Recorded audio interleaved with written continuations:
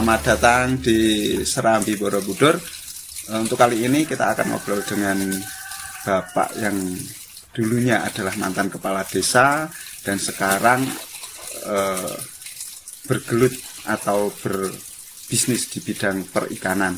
Untuk itu nanti kita akan tanya-tanyakan bagaimana kok bisa beralih profesi menjadi sekarang peternak ikan lele yang sudah pemasarannya sudah sangat bagus dan ikannya juga sudah sangat banyak sekali.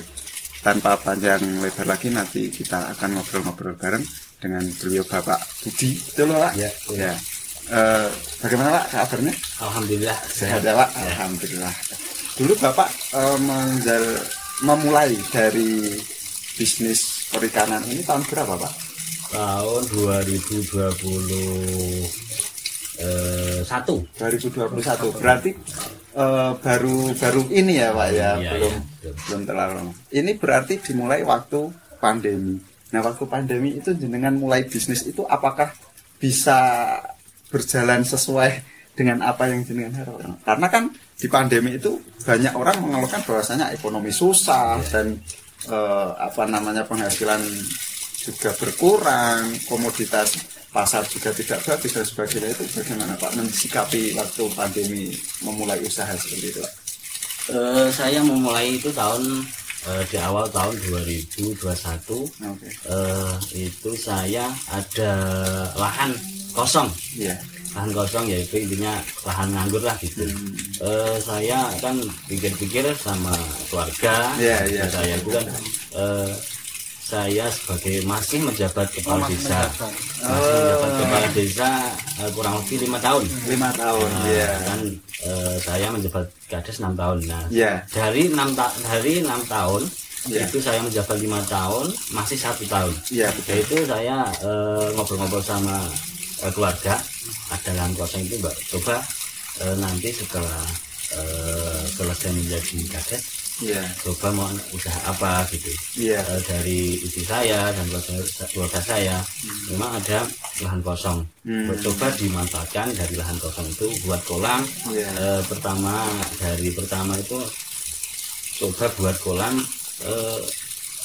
sedikit dulu, dari 4 kolam atau berapa gitu. Saya coba awal itu saya buat 8 kolam. 8 kolam. Awal 8 kolam itu saya cuma dari awal emang pembesaran Pak.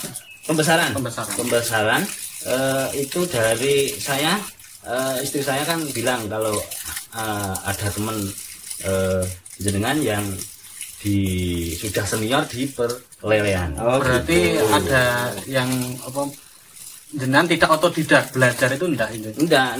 Saya memang itu saya ngobrol-ngobrol, saya ada teman, saya langsung ke teman minta pembelajaran dari beliau memang sudah senior, sudah cukup lama. Dan saya ngobrol-ngobrol sama beliau untuk pembelajaran. Beliau dengan saya memberi arahan, jangan mendukung dianya, jangan mendukung, mau membantu dari nol sampai dari pembuat kolam, dari pakan, dari bibit dan penjualan. Pertama di dampingi lah. Itu sudah berjalan. Saya buat kolam, saya isi bibit sampai panen sekali. Itu beliau yang senior itu sering ngobrol sama saya, ngobrol, udah nanyakan nilainya sudah umur berapa, sehat atau enggak gitu. Nanti kalau sudah panen nanti ngabari saya gitu. Langsung itu pertama saya 2 bulan panen, itu pertama kali pengalaman dari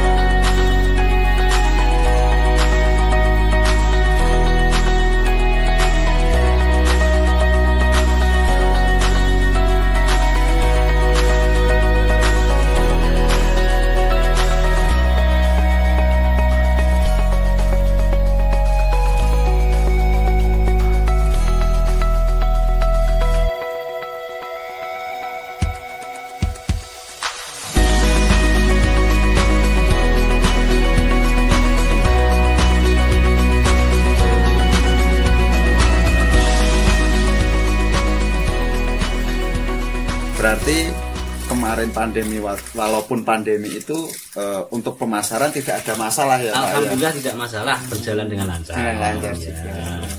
Berarti untuk saat ini sudah berjalan berapa dari 2021? 2021 itu saya sudah panennya maksudnya ya. Sudah berapa kali Mas? Di rata-rata ya 2 bulan setengah. Oh 2 bulan setengah. Ya saya panen. Saya panen. Ya. Untuk pemilihan bibit di pembesaran itu kan harus ada pemilihan bibit gitu Pak. Betul. Nah itu ada trik-trik khusus atau ciri-ciri atau bagaimana itu ada nggak Pak? Untuk ada. Biar nanti kedepannya itu ya biar nggak banyak yang mati atau istilahnya pemilihan bibit yang bagus itu ada triknya gitu Pak. Ada. Bisa dijelaskan Pak? Bisa. Gini, kalau lele itu dari pengalaman saya di bidang lele ini itu faktor utama yaitu adalah suhu. Oh, gitu. Kalau di sini Pak, suhu itu berapa? Kalau di sini sebenarnya memang suhunya kurang maksudnya terlalu dingin. Terlalu dingin. Di sini perbatasan sama Pakis. Gitu. Nah, gini. Dataran tinggi ya, Pak. Nanti saya cari bibitnya itu di sekitar area sini saja. Oh gitu. Jangan sudah beradaptasi dulu bibitnya. Betul. Dari suhunya itulah imbang lah gitu. Iya. Karena faktor suhu itu memang pengaruh kok lele. Karena pengalaman saya, betul.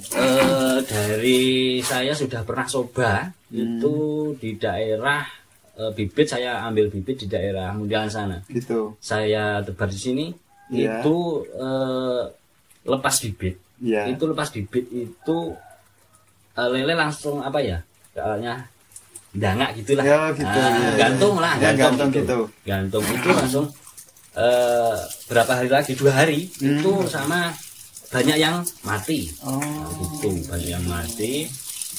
Kalau saya coba baru itu karena kemarin kan bibit agak sulit. Gitu. Nah, saya seadanya itu ambil yang di teman saya semudah itu memang tidak bagus. Berarti sedikit saran buat teman-teman ketika nanti pengen terjun di bidang lele, diusahakan cari bibitnya itu di sekitar saja. Jadi suhunya sudah sama itu. Betul. Memang pengaruh banget kalau suhu. Sangat berpengaruh. Selain suhu, apa lagi Pak? Kalau angka kerawanan itu sama itu pergantian musim. Pergantian musim sangat rawan itu dari musim kemarau mau ke musim penghujan. Oh gitu. Nah, itu riskan sekali itu. Angka kerawan kematian itu memang itu harus kita jeli untuk ngecek kondisi.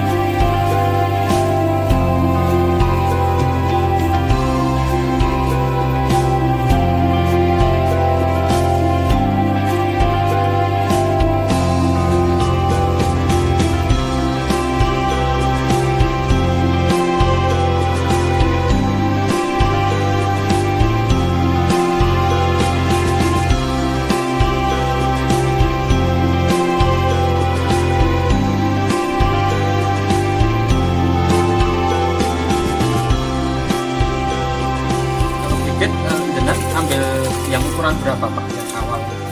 Kalau saya memang bibit ada, saya itu sukanya yang ukuran 6 sampai 7 cm dan 6 sampai 8 cm. Kenapa itu Pak? Rata-rata kalau saya dari pengalaman saya itu kalau yang besar itu dari 5, 7 atau 6, 8 cm itu kalau angka kerawanan Mas iki ngarani wong Jawa ora genjreh. Oh gitu. Tidak terlalu kecil banget deh. Ya. Jenengan itu kan katanya tadi itu disampaikan, ada yang menyampaikan bahwasanya jenengan itu dulu mantan kades ya, dan sekarang malah bergelut dan berkecimpung di perikanan.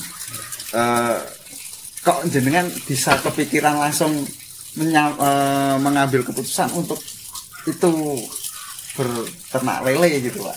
Itu bagaimana Pak? Dulunya kan sebagai petinggi di desa atau kepala desa mana gitu. Lokasi ini di desa mana sih?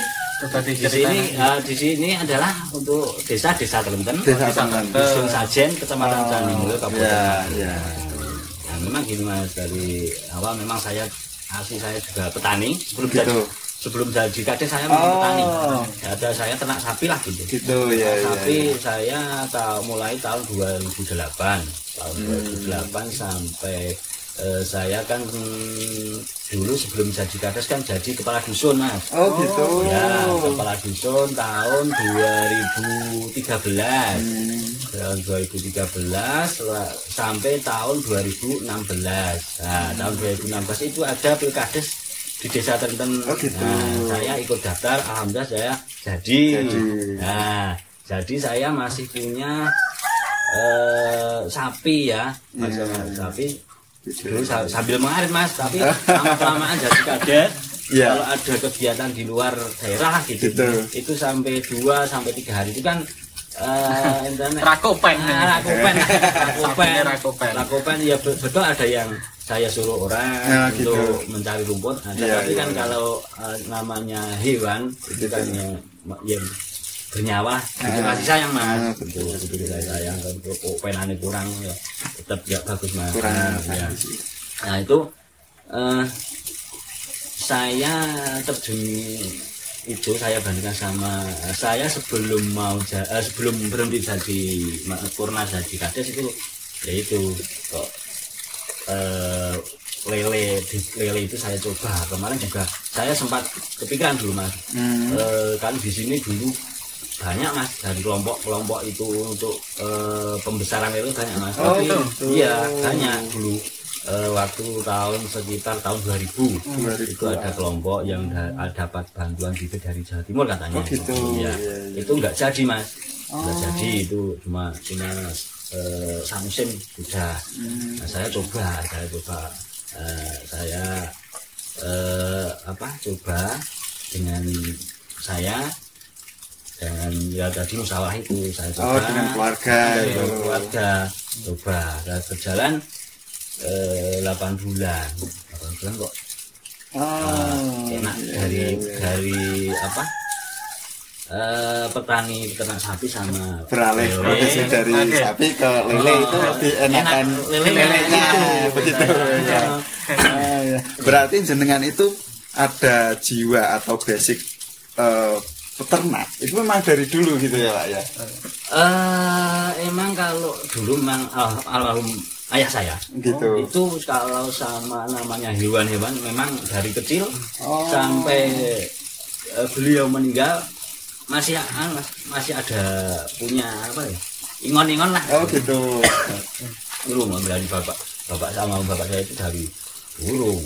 Burung merpati, dari sapi, kelinci, ayam bangkok itu memang dari sampai sekarang juga masih beliau almarhum ayah saya masih meninggalkan, yaitu burung perkutut Mas. Oh gitu. Saya uri-uri itu dan sampai sekarang masih sebagai peninggalan.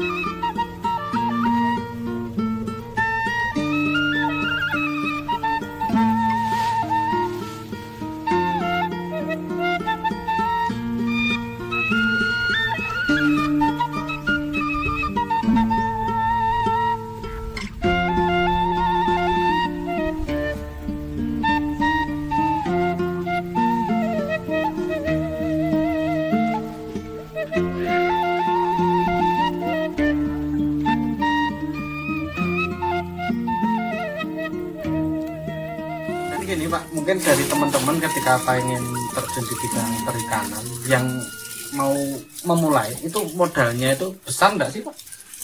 Mungkin dari teman-teman pengen mencontoh. Ya gini Mas, kalau pertama itu modal saya itu pakai kolam model persegi panjang lah. Persegi panjang itu dari ukuran panjang 6 meter, lebar 2 meter, ketinggian air maksimal 60 cm. Itu memang modalnya itu kalau nggak salah itu saya 8 kolam dan tambah 2 yang kecil-kecil itu kurang lebih biayanya 18 juta Mas. 18 juta. Termasuk bibit? Belum. Belum. Oh, belum. Baru kolamnya saja. Oh, gitu. Itu. Jadi itu dengan berjalan waktu sambil belajar itu 8 bulan Mas. 8 bulan kok udah modalnya udah pulang lah gitu. Pulang itu 8 bulan, saya 1 tahun saya tambah kolam lagi. Oh gitu. Tambah kolam pakai kolam yang gula. Oh gitu. Pakai kolam gula itu dari teman saya, beliau Bapak Karno yang tinggal di Tamber Wetan itu yang senior itu pakai kalau mau nambahi gitu pakai yang bulat aja itu biayanya lebih ringan gitu. Saya coba itu. Selain ringan juga praktis kayaknya ya.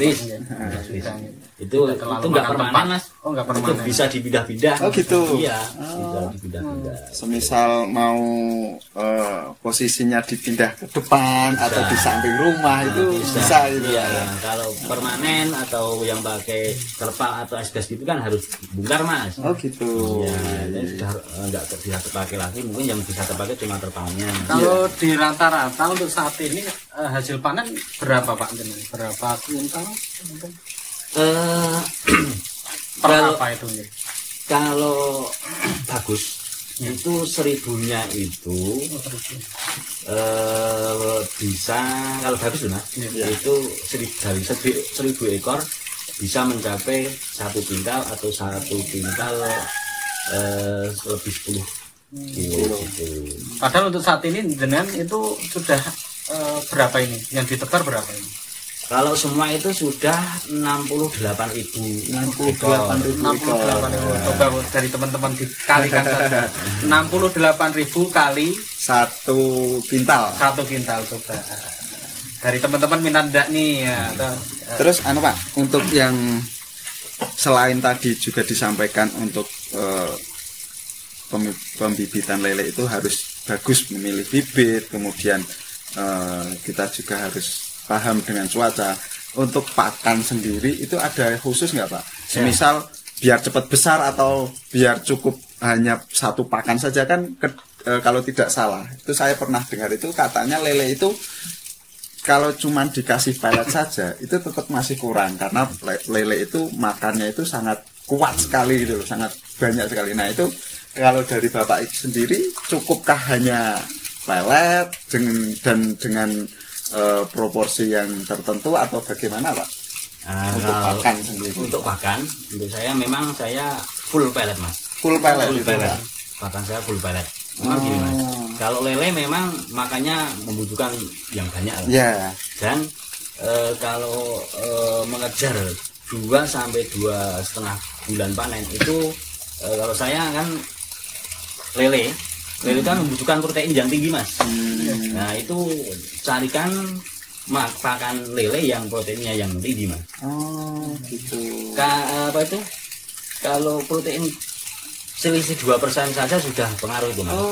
Sudah pengaruh. Gitu. Memang kalau pakan lele membutuhkan yang protein yang tinggi. Kalau yang terbaru bibit masih baru, nanti kan pakannya ada tiga jenis lah. Oh 3 jenis. Kalau kecil oh iya dari masih kecil sampai besar itu beda-beda gitu ya. Ukurannya butirannya kan beda-beda. Oh iya. Jadi enggak pakai pakan alternatif itu enggak gitu? Enggak. Kalau tidak salah kan dengar pernah ada yang dikasih bangkai ayam atau dikasih makanan yang lain lah, pokoknya ada tambahannya gitu. Tapi bukan jenengan khusus hanya pelet gitu. Pelet. Full pelet. Cuman dihitung-hitung dari pakan sampai nanti kita panen itu tetap dapat sih. Dapat. Padahal kan kalau pelet full itu kan mindset orang itu masih satu pelet mahal, ya, dua kemungkinan lele tidak kenyang, akan menimbulkan kanibalisme gitu. Tapi karena jenengan kok bisa menerapkan full pelet, itu jenengan itu sinau atau maksudnya sinau dengan orang atau pakai YouTube atau hanya mengira-ira bahwasanya kalau saya kasih makan segini dan kualitas pakannya seperti ini akan tidak kanibalisme dan sebagainya. Itu bagaimana Pak bisa mengambil keputusan untuk full pelet gitu Pak? Kalau dari teman saya gitu. Itu gini, kalau memberi makan itu memang bawa perasaan Mas. Oh gitu. Iya, berarti perasaan. Tidak asal kasih gitu loh Pak. Enggak. Iya. Kan kalau namanya lele itu yang makhluk hidup lah. Iya. Itu kasih sayang. Ya, kalau masih makan nanti ya apa ya? Diratakan, sedikit. Nanti kan kalau sudah agak kenyang kan kelihatan Mas. Kelihatan. Nah, intinya kalau lele jangan terlalu kekenyangan dan juga jangan terlalu kurang. Misal butuhnya 1 kilo dikasih 8 on atau 9 on gitu. Oh gitu. Ya, jangan full gitu. Kalau kekenyangan nanti kekenyangan itu juga nanti menimbulkan kanibal. Oh gitu. Karena kalau lele itu kan kalau yang menang makanya itu kan nanti kalau sudah buncit gitu nanti kan ada misal lele yang kurang makan kalah. Nanti otomatis kan yang kekenyangan itu biasanya gantung gitu Mas. Nah, nanti damuk yang kurang gitu. Nah, makanya jangan terlalu berlebihan. Kalau kekurangan juga akan kanibalisme gitu. Kekurangan, terlalu kekurangan juga kanibal. Kekenyangan juga kanibal. Berarti harus benar-benar rasanya itu feelingnya itu harus dapat gitu lah Pak ya. Gitu. Jenengan bisa dapat feel yang pas itu prosesnya berapa lama Pak? Untuk kasih makan itu kan nggak gampang tuh Pak, pakai feel itu, pakai feeling itu. Betul. Itu saya cuma Mas. Enggak lama kok, enggak lama. Saya cuma dulu memang saya takar Mas. Saya takar gitu. Bibit 46 atau 57 per ekornya makannya sekian gram gitu. Nah, itu saya enggak Mas, enggak jadi itu. Enggak jadi. Nah, jadi betul kata teman saya itu yang sudah senior itu tetap kasih makan pakai feeling gitu. Iya. Lebih mengena gitu Pak ya. Jadi walaupun itu ikan kita harus jaga pakai perasaan juga gitu. Sesama makhluk gitu. Iya. Memang benar berarti jiwa dalam peternakan turun temurunnya itu dapat itu. Ini mungkin kita kan nanti bisa lihat, cuman masih ada satu pertanyaan. Ini kan dari Bapak sendiri itu sudah menguasai dan sudah menguasai dalam ilmu peternakan dan hasil juga tidak diragukan lagi. Itu nanti ketika ada dari teman-teman, karena ini kan program dari desa itu ada program ketahanan pangan itu ya. Nah, kalau ada dari teman yang lain pengen berkunjung sini gimana Pak? Bisa kan? Insya Allah saya siap. Bisa. Ya, ini jadi mari teman-teman belajar ke sini. Ayo, tempatnya di Desa Trenten, Dusun Sajen, Kecamatan Tanjung Kabupaten Malang. Untuk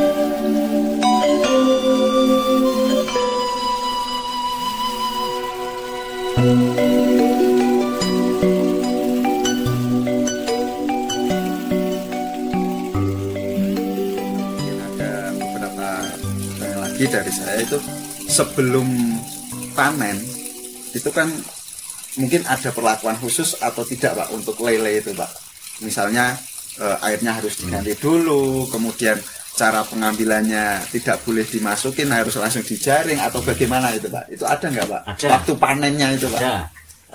Menjelang panen nanti sekitar panen gini. Misalnya panen besok, besok panen, dan saya memberi makan cuma tadi malam, gitu. Pagi nggak saya kasih makan. Oh gitu. Dipuasakan itu ya? Dipuasakan karena kalau mau dipanen kan diubah-ubah Mas. Nanti kalau Pak dimakan nanti apa tuh makanannya itu dimuntahkan semua. Oh gitu. Kan teman-teman Mas. Nanti dari setelah itu saya kasih makan semalam lah. Nanti untuk khusus kolam saya menyediakan kolam 2 Mas. Gitu. Ya, yang satu untuk yang mau diambil bakul. Dan yang satu khusus sultan yang masih kecil yang belum siap konsumsi nanti ya. Dan itu yang kolam yang satunya itu yang untuk yang belum masuk konsumsi itu saya beri ramuan dulu Mas. Oh gitu. Itu saya beri ramuan dulu nanti untuk supaya kenapa itu Pak? Ramuan itu kan gini Mas, kalau lele kan nggak ada sisiknya Mas. Karena kan lele rawan luka Mas. Kena sesar itu kan luka Mas. Itu kalau ada lele yang luka itu satu itu bisa nanti kanibal juga. Oh gitu. Nah, yang rawan riskan tuh Mas, nanti menyebabkan jamur. Oh jamur. Berarti obat itu apa itu jenisnya? Antibiotik atau antibiotik. Oh, antibiotik. Itu nanti itu saya pagi.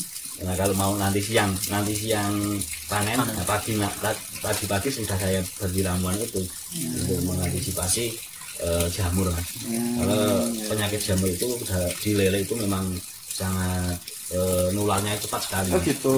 Iya kalau nggak langsung diantisipasi bahaya gitu. Gimana Pak kalau kita langsung ke lokasi, karena mungkin dari teman-teman itu udah nggak sabar nih pengen lihat lokasi. Boleh. Lokasinya jauh tidak Pak? Jangan cuma di belakang. Oh di belakang sini. Oke ya. Mungkin kita langsung saja lihat ke lapangan untuk lokasi pembibitan ikannya seperti apa. Yuk, mari Pak. Iya mari.